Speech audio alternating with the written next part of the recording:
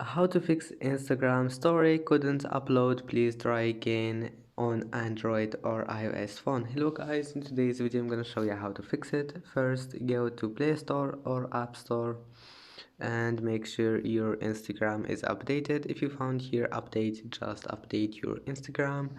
And if that doesn't fix your problem and you have an Android, go to settings, apps, again, type here Instagram, click on it, and now click for stop and go to storage, clear cache. This one will fix your problem. And now just go back, and if that doesn't fix your problem, restart your phone and try again. And if you have an iPhone, just uninstall your Instagram and install it again. And I hope that can fix your problem. Please don't forget to like and subscribe, and see you in the next video.